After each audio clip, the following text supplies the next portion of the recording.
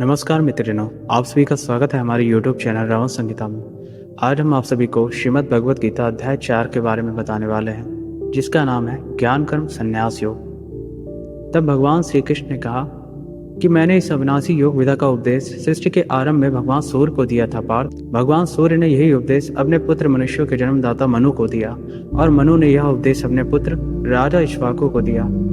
हे परंतप अर्जुन, इस प्रकार गुरु शिष्य परंपरा से प्राप्त इस विज्ञान सहित ज्ञान को राज ऋषियों ने विधि पूर्वक समझा, किंतु समय के प्रभाव से वह परम श्रेष्ठ विज्ञान सहित ज्ञान इस संसार से प्रायः छिन्न भिन्न होकर नष्ट हो गया। आज मेरे द्वारा वही प्राचीन योग आत्मा का परमात्मा से विलन का विज्ञान तुझसे कहने जा रहा हूँ, क्योंकि तू मेरा भक्त और प्रिय मित्र है, अतः तू ही इस उत्तम रहस्य को समझ सकता है। तब अर्जुन ने कहा, सूर्यदेव का जन्म तो सृष्टि के प्रारंभ में हुआ माधव, और आपका जन्म तो अब हुआ, तो फिर मैं कैसे समझूं कि सृष्टि के आरंभ में आपने ही इस योग का उपदेश दिया था। तब भगवान श्री कृष्ण कहते हैं, हे परंतप अर्जुन, मेरे और तेरे अनेक जन्म हो चुके हैं। मुझे तो वह सभी याद है, लेकिन तुझे कुछ भी याद नहीं। यद्यपि मैं अजन्मा और अविनाशी समस्त जीवात्माओं का परमेश्वर अर्थात स्वामी होते हुए भी अपनी अपरा प्रकृति अर्थात महामाया को अधीन करके अपनी परा प्रकृति अर्थात योग माया से प्रकट होता हूँ। हे पार्थ, यदा यदा ही धर्मस्य ग्लानिर्भवति भारत अभ्युत्थानम अधर्मस्य तदात्मानं सृजाम्यहम्। अर्थात जब भी और जहाँ भी धर्म की हानि होती है पार्थ और अधर्म की वृद्धि होती है, तब मैं अपने स्वरूप को प्रकट करता हूँ। भक्तों का उद्धार करने के लिए, दुष्टों का संपूर्ण विनाश करने के लिए तथा धर्म की फिर से स्थापना करने के लिए मैं प्रत्येक युग में प्रकट होता हूँ। हे अर्जुन, मेरे जन्म और कर्म दिव्य अलौकिक हैं। इस प्रकार जो कोई वास्तविक स्वरूप में मुझे जानता है, वह शरीर को त्याग कर इस संसार में फिर से जन्म को प्राप्त कभी नहीं होता, बल्कि मुझे अर्थात मेरे सनातन धाम को प्राप्त हो जाता है। आसक्ति, भय तथा क्रोध में सर्वथा मुक्त होकर शुद्ध भक्ति भाव से मेरी शरणागत होकर बहुत से मनुष्य मेरे इस ज्ञान से पवित्र होकर तब द्वारा मुझे अपने भाव से मेरे भाव को प्राप्त कर चुके हैं। हे पितापुत्र, जो मनुष्य जिस भाव से मेरी शरण ग्रहण करता है, मैं उसी भाव के अनुरूप उसको फल दे देता हूँ। प्रत्येक मनुष्य सभी प्रकार से मेरे ही पद का अनुगमन करते हैं। इस संसार में मनुष्य फल की इच्छा से सकाम कर्म करते हैं और फल की प्राप्ति के लिए वह देवताओं की पूजा करते हैं। उन मनुष्यों को उन कर्मों का फल इसी संसार में निश्चित रूप से शीघ्र ही प्राप्त हो जाता है। पार्थ, प्रकृति के 3 गुणों सत रज तम के आधार पर कर्म को 4 विभागों अर्थात ब्राह्मण, क्षत्रिय, वैश्य और शूद्र में मेरे द्वारा रचा गया है। इस प्रकार मानव समाज को कभी न बदलने वाली व्यवस्था का कर्ता होने पर भी तो मुझे अकर्ता ही समझ। कर्म के फल में मेरी आसक्ति न होने के कारण कर्म मेरे लिए बंधन उत्पन्न नहीं कर पाते। इस प्रकार से जो मुझे जान लेता है, उस मनुष्य के कर्म भी उसके लिए कभी बंधन उत्पन्न नहीं करते। पूर्व समय में भी सभी प्रकार के कर्म बंधन से मुक्त होने की इच्छा करने वाले मनुष्य ने मेरी इस दिव्य प्रकृति को समझकर कर्तव्य कर्म करके मोक्ष की प्राप्ति की है। इसलिए तू भी उन्हीं का अनुसरण करके अपने कर्तव्य का पालन कर। कर्म क्या है, अकर्म क्या है, इस विषय में बड़े बड़े बुद्धिमान मनुष्य भी मोहग्रस्त रहते हैं। इसलिए उन कर्म को मैं तुझे भली भांति समझा कर कहूँगा, जिसे जानकर तू संसार के कर्म बंधन से मुक्त हो सकेगा। कर्म को भी समझना चाहिए पार्थ, तथा अकर्म को भी समझना चाहिए और विकर्म को भी समझना चाहिए, क्योंकि कर्म की सूक्ष्मता को समझना अत्यंत कठिन है। जो मनुष्य कर्म में अकर्म अर्थात शरीर को कर्ता न समझकर आत्मा को कर्ता देखता है, और जो मनुष्य अकर्म में कर्म अर्थात आत्मा को कर्ता न समझकर प्रकृति को कर्ता देखता है, वह मनुष्यों में बुद्धिमान है, और वह मनुष्य समस्त कर्मों को करते हुए भी सांसारिक कर्म फलों से मुक्त रहता है। जिस मनुष्य के निश्चय किए हुए सभी कार्य बिना फल की इच्छा के पूरी लगन से संपन्न होते हैं, तथा जिसके सभी कर्म ज्ञान रूपी अग्नि में भस्म हो गए हैं, बुद्धिमान लोग उस महापुरुष को पूर्ण ज्ञानी कहते हैं। जिस मनुष्य ने सभी प्रकार के कर्म फलों की आसक्ति और सभी प्रकार की संपत्ति के स्वामित्व का त्याग कर दिया है, ऐसे शुद्ध मन और स्थिर बुद्धि वाला केवल शरीर निर्वाह के लिए कर्म करता हुआ कभी पाप रूपी फलों को प्राप्त नहीं होता है। जो मनुष्य स्वतः प्राप्त होने वाले लाभ से संतुष्ट रहता है, जो सभी द्वंद्वों से मुक्त और किसी से ईर्ष्या नहीं रखता, जो सफलता और असफलता में स्थिर रहता है, यद्यपि सभी प्रकार के कर्म करता हुआ कभी बनता नहीं है।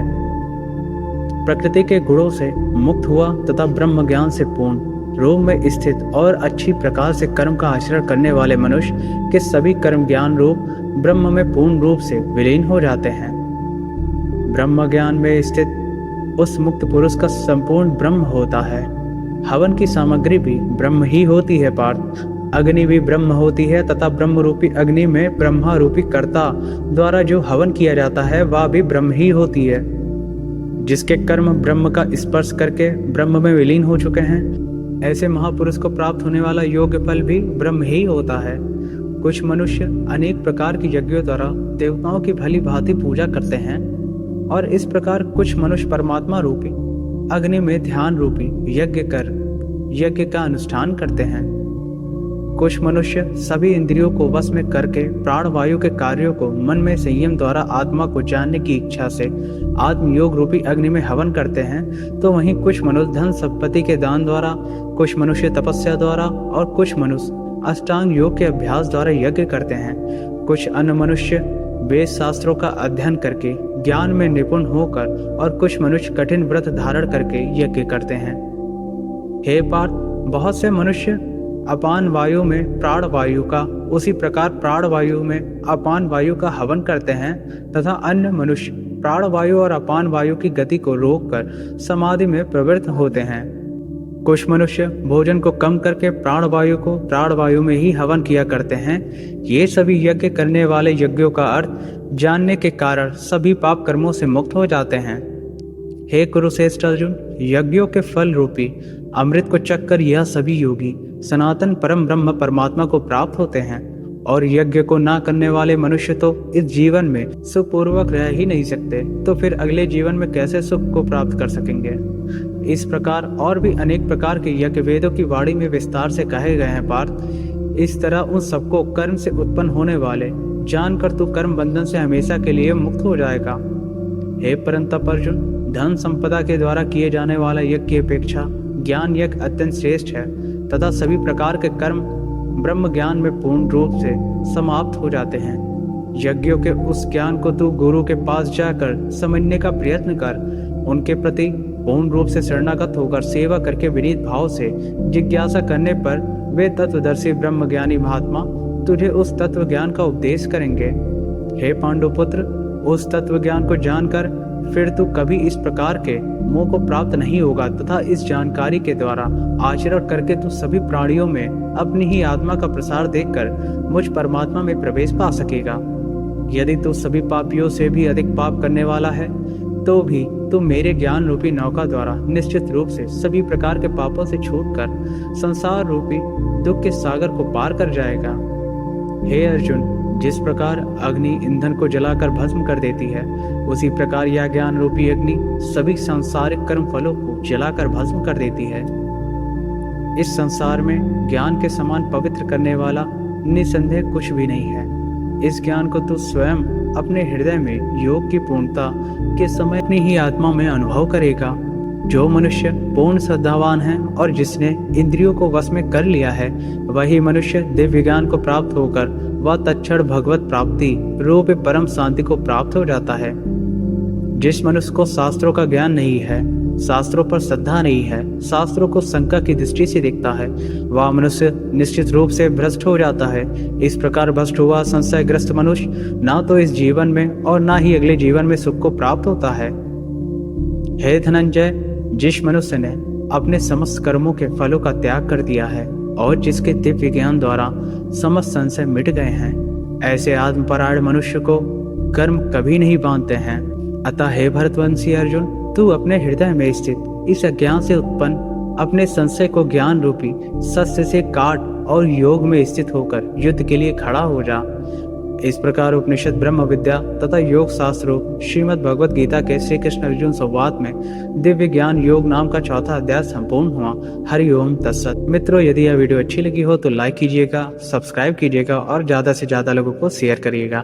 आप सभी को हर हर महादेव, जय श्री कृष्ण।